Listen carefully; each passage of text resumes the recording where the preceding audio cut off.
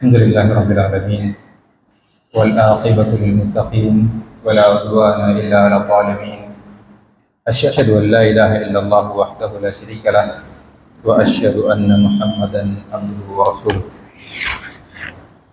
எல்லாம் வல்ல அல்லாஹ் ஜல்ல ஷானஹு தஆலாவை போற்றி புகழ்ந்து அவனுடைய தூதர் முஹம்மது முஸ்தபா ஸல்லல்லாஹு அலைஹி வஸல்லம் அவர்கள் மீது சலாமும் ஸலவாத்தும் புரியவனாக. அன்புள்ள சகோதரர்களே, வாராந்தம் நடத்தப்பட்டு வருகின்ற இந்த தஃப்சீர் வகுப்பில் சூரத்துல் காரிஆ திடுக்கிடச் செய்யக்கூடிய நிகழ்ச்சி செய்தி என்கின்ற அத்தியாயத்தின் 2 பகுதிகளை பார்த்தோம். சென்ற வாரம் மீசான் தராசு சம்பந்தமாக பார்த்தோம். நம்முடைய மறுமையில் நன்மையும் தீமையும் நெருக்கப்பட்டு யாருடைய நன்மை தராசு கதிக்கிறதோ அவர் சுவர்க்கத்துக்கு செல்வார், யாருடைய தீமை தராசு கதிக்கிறதோ அவர் நரகத்துக்கு செல்வார் என்கின்ற செய்தியை பார்க்கிறோம். அப்படியே தொடர்ச்சியாக 3வது பகுதியாக இந்த அத்தியாயத்தில் 6வது வசனம், அம்மா மன் தகுலத் மவாசீனுஹு, யாருடைய மீசான் நன்மை மீசான் கதிக்கிறதோ பஹுவ ஃபி ஈஷத்தின் ராதியா, பஹுவ அவர் ஃபி ஈஷத்தின் ராதியா, ராதியாண்டா பொருந்தி கொள்ள செய்யக்கூடிய ஒரு விஷயம் இருக்கி அது நம்மளுக்கு ராகத்தை தரும். நாம் அதை பொருந்தி கொள்ளணும். ஒரு பொருளை பார்த்தா அது அழகா இருக்கி அண்டா நம்மளுக்கு அது சந்தோஷத்தை தருகுது. நமக்கு அது ஒரு சாப்பாட்டை சாப்பிட்றோம், அது நம்மளுக்கு டேஸ்ட்டாக இருக்குன்னு சொன்னால் அது நம்மளுக்கு ஒரு டேஸ்ட்டை தருகுது. இதே மாதிரி யாருடைய நன்மை தராசு கதிக்கிறதோ அவர் நம்மளை பொருந்தி கொள்ள செய்யக்கூடிய ஒரு வாழ்க்கையில் வாழ்வார். அந்த வாழ்க்கை நம்மளை பொருந்தி கொள்ள செய்யும். உலகத்தில் பார்த்தோம்னு சொன்னால் எந்த ஒரு மனுஷன் இந்த வாழ்விலையும் எனக்கு நான் 100% சந்தோஷம் இருக்கிறேன், இந்த லைஃப் எனக்கு சரியா போயிட்டு அல்ஹம்துலில்லாஹ்ண்டு 100% யாரையும் அந்த வாழ்க்கை இந்த உலகம் திருப்திப்படுத்தாது. எல்லாருக்கும் திருப்தியான ஒரு சில விஷயங்கள் இருந்தாலும் அதிலே 100% திருப்தி இருக்காது. அதே நேரம் திருப்தி இல்லாமல் நம்மளை போர் அடிக்க செய்யக்கூடிய, நம்மளை ஃபெடப்பாக்குற நிறைய விஷயம் இருக்கு. இப்போ ஒரே சாப்பாடு, ஒரே மனைவி, ஒரே பள்ளிவாசல், ஒரே முகங்கள், ஒரே இடம் நம்மளுக்கு போர் அடிச்சிருக்கு கொஞ்ச நாளையால. இது ஆரம்பத்தில் சில திருப்திகளை தந்தாலும் போக போக நம்மளுக்கு அது திருப்தி இல்லாமல் போய்த்திரும். அதில் இன்னும் ஒன்று தேவைப்படும், வேற ஸ்டைல் தேவைப்படும். இதுதான் உலக இயல்பு. யாருமே நிம்மதி டென்ஷன், கடன் பிரச்சனை, குடும்ப பிரச்சனை, இப்படி ஒவ்வொரு பிரச்சனையும் இந்த உலகம் நம்மளை திருப்தி இல்லாமல் தான் ஆகி வச்சிருக்கு.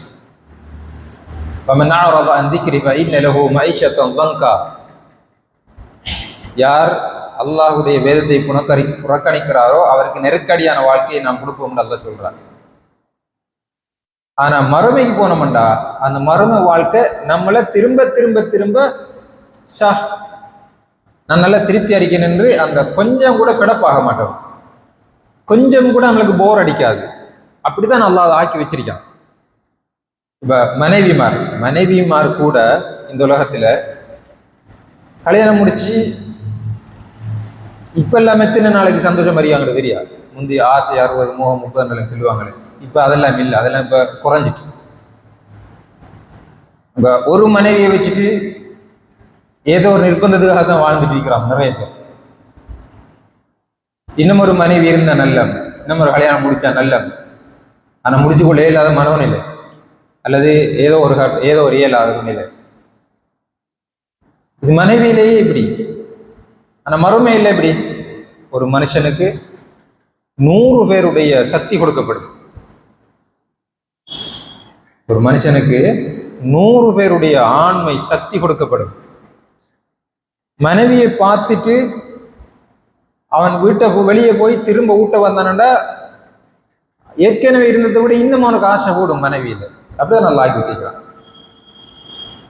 இப்ப இந்த உலகத்துல உன்னை திரும்ப பார்க்க உன்னை திரும்ப சாப்பிட அதில் உள்ள அந்த ஆசை குறைஞ்சிடும். எல்லாம் தான் நமக்கு. அது ஒரு காராக இருந்தாலும் சரி, வாங்கக்குள்ளதான் அது பெரிய சந்தோஷமாகவும் அப்படி இப்படி ஒரு 4-5 நாள் போகக்குள்ள மரணமும் இல்லை. அது ஓல்வாயும் பஸ் ஸ்டாண்டை கழுவுவோம், அடிக்கடி கிழமையில் ஒரு நாள் கழுவுவோம், இப்படி போய்க்கிறீங்க. மர கால போக்கில் அதை விடுபட்டுரும். நம்ம மோட்டர் பைசைக்கிள் வாங்கி அப்படி தான் செஞ்சுட்டு இருக்கோம். வாங்கின கொஞ்ச நாள் ஃபுல்லாக கழுவுறதும் குறைக்கிறது, மர போக போகக்குள்ள அது ஒரு கிழமையாகி மர அது நீ நினைச்சா தான் கழுவுறது, இந்த மாதிரி ஆகி அல்லாஹ் மரமேல இப்படி வச்சுக்கிறாங்க. மனைவி மாற நம்மளுக்கு ஹூருல் ஈன்களாக அவங்கள மாற்றி நாம பார்த்துட்டு இல்லாட்டி அவங்கள அனுபவிச்சுட்டு திரும்ப பார்க்கக்குள்ள சந்தோஷம் இருக்கும். அழகு மூடின மாதிரி இப்ப மாதிரி இந்த கிரீம் போட்டு அதை செஞ்சு செஞ்சு அழகு படுத்தினாலும் அது அழகு விளங்குது. மறுமையில அப்படி இல்லை. அவங்க குடிச்சாங்கன்னு சொன்னா அவங்களோட தொண்டைக்குள்ளால தண்ணி இறங்குறது நமக்கு விளங்கு. இது ஹதீஸ்கள்ல வர செய்யுது. அதே போல ஹூர்லிங்களை பத்தி நிறைய அல்லாஹ் ஜல்ல ஷானஹு தஆலா குர்ஆன்ல சொல்றாங்க. லம் யத்மிதுஹுன்ன இன்ஸுன் கப்லஹும் வலா ஜான். அவங்க யாராலையும் தீண்டப்பட மாட்டாங்க. நம்மளோட வைஃப், உதாரணமா ஒரு ஆள வைஃப் கட்டும் அழகு என்று சொன்னா அவரு கொஞ்சம் பயம்பெரு, யாராவது தொடர்பு கொள்வாங்க, ஒபிஷியை விட மாட்டாங்க, அங்கே யாராவது பிரச்சனை வரும். மறுமையில் அதுவும் இல்லை. அல்லாஹ்வே சொல்றான், இவங்க யாரையும் பார்க்கவும் மாட்டாங்க, யாராலையும் தீண்டப்படவும் மாட்டாங்க. இதுக்கு முதலும் யாராலையும் தீண்டப்படவும் மாட்டாங்க, இதுக்கு பிறகும் யாராலையும் தீண்டப்படவும் மாட்டாங்க. இப்படியான வாழ்க்கை. தானியா ஏதாவது சாப்பிடணும், ஃப்ரூட்ஸுகளோ அதோ இதுகளோண்டா நாம தேடி போற இல்லை, அது நம்மள்ட்ட கிட்ட வரும் மரத்தோட. நாம ஃப்ரெஷ்ஷா ஆஞ்சி சாப்பிட்ற மாதிரி இருக்கும். நாம நினைக்கக்குள்ள நாம தேடி இங்க வந்து உலகத்துல நாம தான் எல்லாத்தையும் தேடி போகணும்.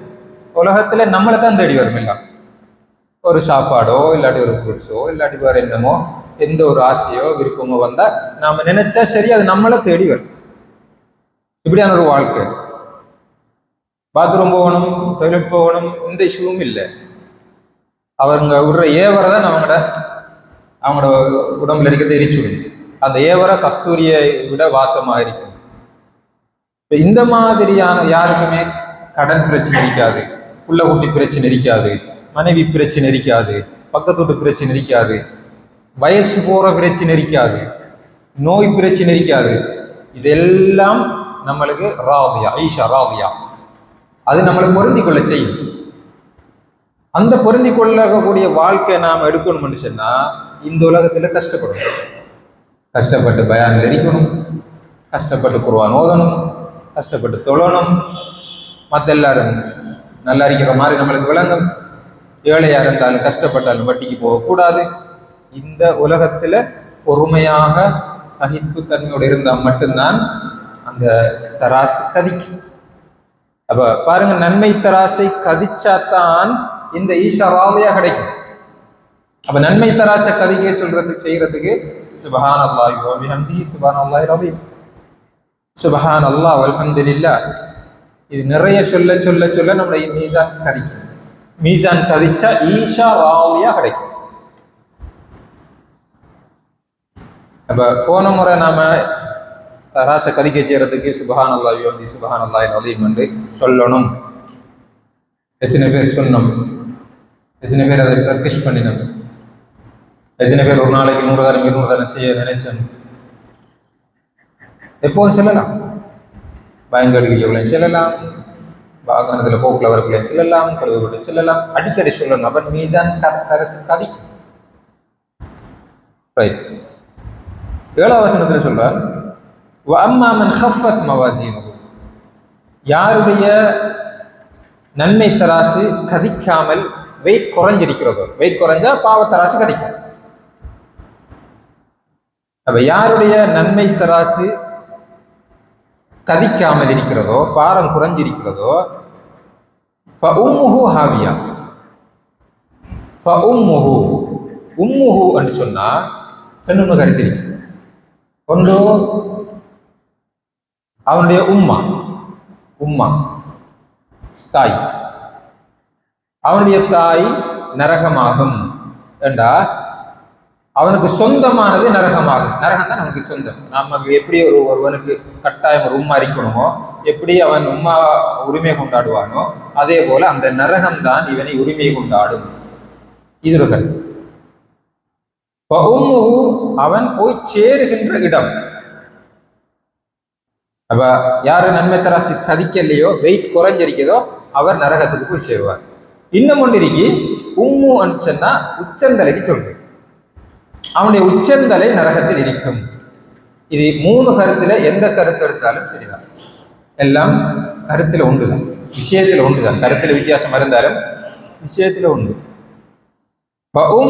ஹாவியா, ஹாவியாங்கிறது நரகத்துடைய இன்னொரு பெயர். நரகத்துடைய இன்னொரு பெயர் தான் ஹாவியா. நரகத்துடைய பெயர்கள் எந்த ஒரு பொருளுக்கு நிறைய பேர் இருக்கிறதோ அது ஃபேமஸ் ஆனது, அது டேஞ்சர் ஆனது, நல்ல விஷயத்திலேயோ கெட்ட விஷயத்திலேயோ. நரகத்துக்கு நிறைய பேர் இருக்கு. அந்த நரகத்துடைய பேர்கள் ஒன்று ஹாவியா. இது ஹவா யஹ்வி என்றதுலேருந்து வந்தது. ஹாவியான்னு சொன்னா மேலே இருந்து கண்ட்ரோல் இல்லாம கீழுக்கு வரதுக்கு சொல்லுது. உதாரணமா சில நேரம் சில பறவைகள், சில நேரம் புறாவை பார்க்கும், சில நேரம் சிறகு அடிச்சுக்கு அப்படி கண்ட்ரோல் இல்லாம அப்படி வரும், மரம் வந்து கிளியர் ஆயிடும். அப்படி வாரத்துக்கு ஹாவியான்னு சொல்றோம். பாவிகளுடைய உயிர் அல்லாஹ் ஜல்ல ஷானஹு தஆலா மலக்குமார்கள் இடத்துக்கு போற நேரத்துல வானத்தை தாண்டி போக முடியாது. வானத்தை தாண்டி போக முடியாது, அவங்க டோரெல்லாம் அடைக்கப்பட்டிருக்கும். அங்கிருந்து அவனுடைய உயிர் உடம்புக்கு வீசப்படும். வீசப்படுற நேரத்தில் அது இப்படி இந்த நிலை குலைஞ்சுதான் பெறும். கடும் பாரமான ஒரு பொருளை மேலுக்கு இருந்து எறிஞ்சா இப்படி நிலை குலைஞ்சு வருகிறதோ அதே மாதிரி வரும். இதுக்கு ஏன் ஹாவியான் வச்சிருக்கு இந்த நரகத்துக்குன்னு கேட்டா,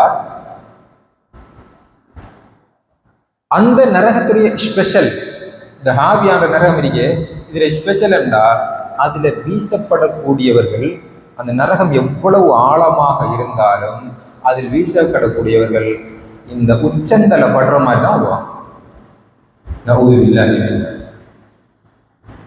அல்லாஹ் இந்த நரகத்திலிருந்து நம்ம எல்லாரையும் பார்க்கணும். சாதாரணமா நரகத்துல வீசுறது ஒரு விஷயம், ஒரு மடுவுக்குள்ள ஒருவன் உழுறது ஒரு விஷயம், இல்லாட்டி மேல இருந்து உழுறது ஒரு விஷயம். நேரடியாக விழுந்தா கை கால் உடையும். உச்சந்தலை கீழுக்கு அடிபடுற மாதிரி விழுந்தா நிலைமை யோசிச்சு பாருங்க. இப்ப நரகம் எவ்வளவு ஆழமானது, எவ்வளவு நெருப்பு. இந்த நெருப்புல அவன் உச்சந்தலை கீழுக்கு படுற மாதிரி அவன் வீசப்படுவான். அவனுடைய உச்சந்தலை ஹாவியாக, அது வெரி டேஞ்சர் ஆகும். தொடர்ந்து அல்லாஹ் சொல்றான், வமா அதராக மாஹியா. அந்த ஹாவியான்னு சொன்ன தானே, ஹாவியாண்டா சும்மா நோம்புல நீங்க கேட்டுட்டு போய்க்கிறப்படா. அல்லாஹ் சொல்றான், நபியே ஹாவியாண்டா சும்மா கேட்டுட்டு போய்க்கிறார். ஹாவியானோட எனக்கு என்னன்னு தெரியுமா? ஹாவியாண்டா என்னன்னு உனக்கு தெரியுமா? சொல்லித்தரங்க. வமா அதராக மாஹியா, வமா அதராக வாரிடம் எல்லாம் அந்த விஷயம் டேஞ்சர் ஆனது, கொஞ்சம் கவனமாக கேளுங்க அர்த்தம். அல்காரியா மல்காரியா, வமா அதராக மல்காரியா, வமா அதராக மயோமுத்தீன். இப்படி வமா அதராக வார எல்லா இடத்துலையும் நான் கொஞ்சம் ஆழமா யோசிக்கணும். அல்லாஹ் சொல்றான், வமா அதராக மாஹியா.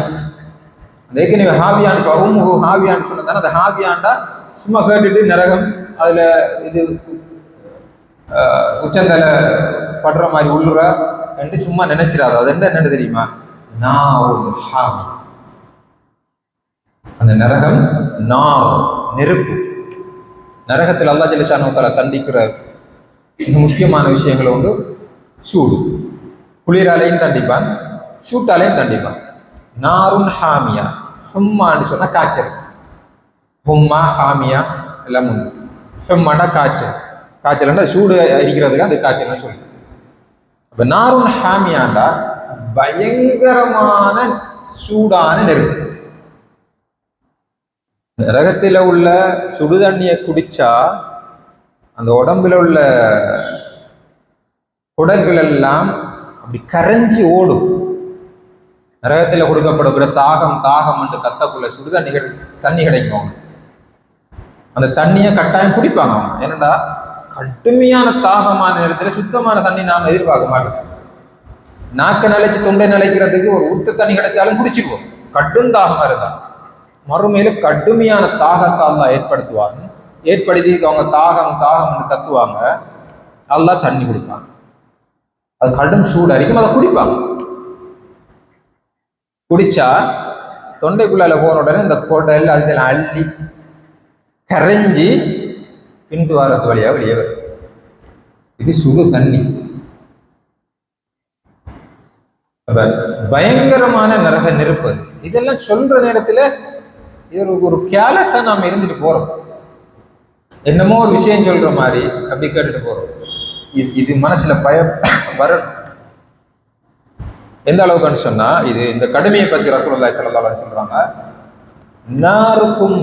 நாருக்கும் ஹாதிஹி அல்லதி யூகிது இப்னு ஆதம் ஜுஸ்உம் மின் 50 ஜுஸ்அன் மின் ஹர்ரி ஜஹன்னம். நீங்க வீட்டுல நெருப்பு பத்த வைக்கிறீங்களே, இந்த நெருப்பு நரக நெருப்பை 60 பிரிச்சு, நரக நெருப்புல சூடு இருக்கிறாரு, நரக நெருப்புற சூட்டை 60-70 பிரிச்சு ஒரு பகுதி தான் இந்த உலகத்துல நீங்க மூட்டக்கூடிய அதி உச்சகட்ட நெருப்பு. நரக நெருப்ப அதுல சூட்டை 70 பிரிச்சு 70 தனிச்சு அதுல ஒரு பகுதி தான் இந்த உலகத்துல நீங்க மூட்டக்கூடிய அதி உச்சகட்ட நெருப்பு. ரசூலுல்லாஹ் சொல்றாங்க, இப்படி பிரிக்கலேண்டா, இப்படி பிரிக்கலேண்டா, அத கடல்ல போட்டு தாட்டு அதோடைய வீரியத்தை குறைக்கலேண்டா நீங்க வீட்டுல சோறு கறியாக்கலாம். அது உண்மையான நரக சூட்டோட இருந்தா நீங்க சோறு ஆகிறதுக்கு ஒரு மெழுகுதிரிய குளித்தினாலும் உங்க வீட்டை எரிக்கும். அப்ப நரக நெருப்ப 70 தனிச்சு பிரிச்சு ஒரு பகுதி தான் இந்த உலகத்தில் மூட்டப்படக்கூடிய அதி உச்சகட்ட நெருப்பு. சஹாபாக்களுக்கு டென்ஷன் ஆயிடுச்சு. சம்டைம் நாம நரகவாதி இறந்தா குல்லமா நுபிய ஜுலூதுஹும் பத்தல்னாஹும் ஜுலூதன் கைரஹும். நரக நெருப்பில் நம்மளை போட்டு அல்லாஹ் அந்த கோழிகள் சுத்துற மாதிரி வெதுப்புவான். தோல் வேதனை அனுபவிக்கும். அது நல்ல பழுத்துடனே திரும்ப நம்மளுக்கு புதிய தோல் குடைக்கப்படும். புதிய தோல் திரும்ப வேதனை செய்யப்படும். இப்படி மாறி மாறி நடந்துக்கே இருக்கும். இது நரகம். அவருடைய சுவாலைகள் ஒட்டகங்களை போன்று சிவத்த ஒட்டகங்களை பார்க்குற மாதிரி இருக்கும். அதில் சுவாலைகள் அப்படி கொழுந்து விட்டு எரியும். இந்த கொழுந்துகள் பெரிய பெரிய மலைகள் மாதிரி விளங்கும். பெரிய பெரிய மலைகளை பார்க்க மாதிரி விளங்கும். அந்த ஃப்ளைட்ல ஆக்சிடென்ட் ஆனவங்க பார்த்தோமே, எப்படி சுவாலை விடுது. ஒரு அந்த இஸ்ரேல் ஈரான்ல போம் அடிச்சோடனே இப்படி சுவாலை விடுது. பெரிய பெரிய மலைகள் மாதிரி அதில் சுவாலைகள் விளங்கும் என்று அல்லாஹ் அல்-குர்ஆன்ல சொல்றார். இப்ப ரசூலுல்லாஹ் சஹாபாவுக்கு டென்ஷன். யா ரசூலல்லாஹ், அவங்க கேட்குறாங்க, யா ரசூலல்லாஹ் வ இன் கானத் லகாஃபியா யா ரசூலல்லாஹ், அல்லாஹ்வுடைய தூதரே, இந்த உலகத்துல மூட்டப்படக்கூடிய சாதாரண நெருப்பு, அதி உச்சகட்ட நெருப்பு இல்லை, இந்த உலகத்துல மூட்டப்படக்கூடிய சாதாரண நெருப்பை வச்சு தண்டிச்சாலே போதும் தானே. நாம் ஒரு மெழுகுதிரியில கொஞ்சத்தை கையை வச்சு கிடிப்போமா? ஏலா. ஒரு நெருப்பு குச்சை கொளுத்தி கையை வச்சு கிடிக்கலுமா? ஏலா. அப்ப இந்த உலகத்தில் இருக்கக்கூடிய நெருப்பை வச்சு தண்டிச்சாலே போதும் தானே. யார சொல்ல அவங்களுக்கு உடல் நடுங்கி போயிடுது, மயிர் கூச்சறிஞ்சு போகுது. நரக நெருப்பில் 70 தனிச்சு ஒரு பகுதி தான் இந்த உலகத்தில் இருக்கிற அதி உச்சகட்ட நெருப்பு கண்டா. உலகத்துல ஒருவன் சாதாரணமாக நெருப்பு அவனுக்கு நரகத்துக்கு பெய்த்தானண்டா மர நெருப்பு தான். எப்படி தாங்குறதுதான் சஹாபாக்கள் பிரச்சனை. ரசூல் என்ன தெரியுமா சொன்னாங்க? நீங்க நினைக்க மாதிரியும் இல்லை, நீங்க நினைக்க மாதிரியும் இல்லை. இப்ப நல்லா அதை விளங்க. நரக நெருப்பு 70 பிரிச்சு ஒரு பகுதி தான் இந்த உலகத்தில் இருக்கக்கூடிய அதி உச்சகட்ட நெருப்பு. ரைட். இப்ப ரசூலுல்லாஹி ஸல்லல்லாஹு அலைஹி வஸல்லம் என்ன சொல்றாங்கன்னா, அந்த 70 பகுதியில் ஒரு பகுதி இருக்குதானே, 70 பகுதியில ஒரு பகுதி இருக்குதானே, இந்த ஒரு பகுதி எப்படி என்று சொன்னா நரகத்திலே இந்த நாம் உலகத்துல அதி உச்சகட்ட நெருப்புன்னு சொல்றோமே, இந்த உலகத்துல மூட்டக்கூடிய அதி உச்சகட்ட நெருப்பு, இந்த மாதிரி அதி உச்சகட்ட நெருப்பு 69 நெருப்பு. உலகத்துல மூட்டப்படக்கூடிய 69 நெருப்பு, உலகத்துல மூட்டக்கூடிய அதி உச்சகட்ட நெருப்பு 1 2 3 69 நெருப்பை சேர்த்து உண்டாக்கினா எவ்வளவு சூடு வரும்? இந்த உலகத்துல நாம மூட்டுற அதி உச்சகட்ட சூடு நெருப்பு ஒரு இடத்துல மூட்டி 69 இடத்துல மூட்டி போட்டு அந்த 69 சேர்த்து உண்டாக்கினா எப்படி இருக்கும்? அதுதான் சொர்க்கத்தில் இருக்கக்கூடிய நம்ம 70 பிரிச்சமே அதுல ஒரு பகுதி. விளங்கி நினைக்கிறேன். நரகத்தில் இருக்கிற நெருப்பை 70 பிரிச்ச ஒரு பகுதி தான் உலகத்துக்கு வந்திருக்கு. இந்த 70 பிரிச்ச பகுதி இருக்கே, 70 பிரிச்ச ஒரு பகுதி தானே வந்திருக்கு. அந்த 70 பிரிச்ச ஒரு பகுதி உலகத்தில் இருக்கக்கூடிய நெருப்பு 69 சேர்த்து கொண்டாந்தா தான் அதில் ஒரு பகுதி வரும். அப்ப நெருப்பு பிரிக்கும். இன்னும் விளங்குறதுக்காக சொன்னா, நரகத்தில் இருக்கக்கூடிய அந்த நெருப்பை 70 பிரிச்சு அதுல ஒரு பகுதியை கடல்ல கொண்டு 69 தரம் தாட்டு எடுத்து 69 தரம் இதை குறைச்சித்தான் நம்மளுக்கு தரப்பட்டி.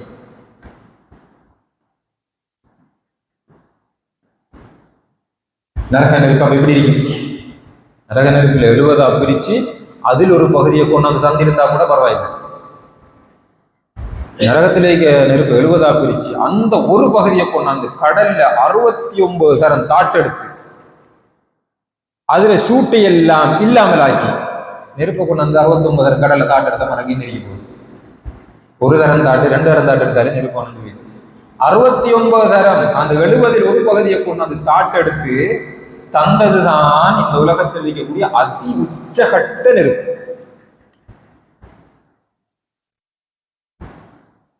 அப்ப உலகத்தில் இருக்கக்கூடிய 70 பகுதியில உண்டா பிரிச்சு அந்த 70 சேர்ந்து உண்டாக்கி ஒரு நரகத்துல கடந்து நம்ம உச்சந்தல அங்க படுற மாதிரி உளுத்தாட்டினா என்ன நடக்கும்? எப்படி நெருப்பு பறிக்குது? அதனால ரசூலுல்லாஹ் சொல்லுவாங்க, நரகம் வரக்குள்ள இறையிற சத்தங்க. எனவே தான் அல்லாஹ் சொல்றான், வமா அதுராக்குமா, என்னை சாதாரண நினைக்கிறாங்க என்னன்றது தெரியுமா உனக்கு? ஹாவியாண்டா இதான் ஹாவியா. இது ஸ்பெஷல் நெருப்பு. யார நன்மை தட்டு கதிக்கலையோ அவங்களுக்கானது. அவங்க உச்சந்தல போய் படுற மாதிரி விடுவாங்க. அல்லாஹ் ஜல்ல ஷானஹு நம்ம மனைவியை பாதுகாக்கணும். அப்படி அந்த நெருப்பிலிருந்து நம்மளை பாதுகாத்துக் கொள்ளதாக இருந்தா இந்த சூரத்தை வச்சு, இந்த சூரத்தின் அடிப்படையில நம்மளை பாதுகாக்கிறதா இருந்தா என்ன செய்யணும்? நம்மளோட மீசான கதிக்கிற மாதிரி ஏதாவது செய்யும். யாருடைய கண்கள் அல்லாஹ்வை நினைச்சு செஞ்ச பாவத்தை நினைச்சு நரகத்தை நினைச்சு இரவில் எழுப்பி அல்லாஹ் கிட்ட துவா கட்டி, யா அல்லாஹ் இந்த நரக நெருப்பிலிருந்து என்னை பாதுகாத்து சொல்லி கண்ணால கண்ணீர் வடிக்கிறதோ அந்த கண்ணை நரகம் தீண்டாது. அழணும். அந்த அழுகையில வெளிப்படுற கண்ணீர் அந்த நரக நெருப்பை அணைக்கும். இந்த சூரத்தின் அடிப்படையில நாம இந்த ஹாவியாவிலிருந்து நாம பாருங்க, சொல்லிலேயே ஒரு டேஞ்சர், ஒரு விகாரம் ஹாவியா. இந்த சூரத்தின் அடிப்படையில நாம இந்த நரகத்திலிருந்து நம்மளை பாதுகாத்துக் கொள்றதாக இருந்தா நாம செய்ய வேண்டிய வேலை மீசானை கதிக்க செய்யும். மீசானை கதிக்க செய்யறதுக்கு நல்ல அமல்கள், சுபஹானல்லாஹ் வல்ஹம்துலில்லாஹ், சுபஹானல்லாஹி வபிஹம்தி, சுபஹானல்லாஹி அல்-அஸீம். இந்த 3 ஹதீஸ்ல வந்தது. ஒன்று சுபஹானல்லாஹி வபிஹம்தி, சுபஹானல்லாஹி அல்-அஸீம் இப்படி சொல்றது. இன்னொன்று சுபஹானல்லாஹ் அல்ஹம்துலில்லாஹ் அடிக்கடி சொல்றது. இன்னொன்று ஹுஸ்னுல் குலுக், நல்ல பண்பு, விட்டு கொடுக்குற, மன்னிக்கிற, அப்படியெல்லாம் செய்யக்குள்ள நம்ம நினைக்கணும் நம்ம மீசான்ல கதிக்கும். குடும்பத்துக்குள்ள பிரச்சனை வருது, நம்ம விட்டு கொடுக்குறோம், அது நல்ல பண்பு. அந்த நேரத்தில் நம்ம நினைக்க வேணே, ரைட் போகட்டும், சரி நம்மளை விட்டு கொடுப்போம், இது நம்மளோட மீசான்ல கதிக்கும் என்ற ஃபீலிங்கோட நல்ல அமல்களை நாம செஞ்சோம் என்று சொன்னா நிச்சயமாக நல்ல அமல்களை, நல்ல பண்பாடுகள், பக்கத்தோடு அம்மா பாப்பா சகோதரன் சகோதரிகள், நிர்வாகம், பார்ட்னர்ஷிப் இப்படி என்று வரக்குள்ள விட்டு கொடுக்குற, மன்னிக்கிற, மறைக்கிற, இந்த மாதிரி நல்ல விஷயங்கள் செல்லக்குள்ள நம்ம சில நேரம் சில விட்டு கொடுக்கல் செய்ய வேண்டி வரும். வரக்குள்ள நாம நினைப்போம் பரவாயில்லை, நம்மளோட மீசானை இது கதிக்க செய்யும் இன்ஷா அல்லாஹ். இந்த நினைச்சோம்னா மீசான் கதிக்கும். சுப்ஹானல்லாஹி வ பிஹம்திஹி சுப்ஹானல்லாஹில் அஸீம் என்ற 2 சொற்களையும் நிறைய சொல்லுவோம். மீசான் கதிக்கும். மீசான் கதிச்சுன்னு சொன்னா இந்த ஹாவியாவிலிருந்து எம்மை நாம் பாதுகாத்துக் கொள்ளலாம். எல்லாம் அல்லாஹ் ஜல்ல ஷானஹு தஆலா இந்த நரகத்திலிருந்து எம்மையும் என்னுடைய குடும்பத்தையும் என்னுடைய உறவினர்களையும் அனைத்து முஸ்லீம்களையும் பாதுகாக்க வேண்டும். நரகத்திலிருந்து பாதுகாத்து சுவர்க்கத்தின் உயர்ந்த சுவர்க்கமாக ஜன்னத்துல் ஃபிர்தௌஸிலே நாம் அனைவரும் வாழ்வதற்கு எல்லாம் அல்லாஹ் ஜல்ல ஷானஹு தஆலா நம் அனைவரும் தௌஃபீக் செய்வானாக. வ ஆகிரு தஅவானா அல்ஹம்துலில்லாஹி ரப்பில் ஆலமீன். வஸ்ஸலாமு அலைக்கும் வரஹ்மத்துல்லாஹி வபரகாத்துஹு.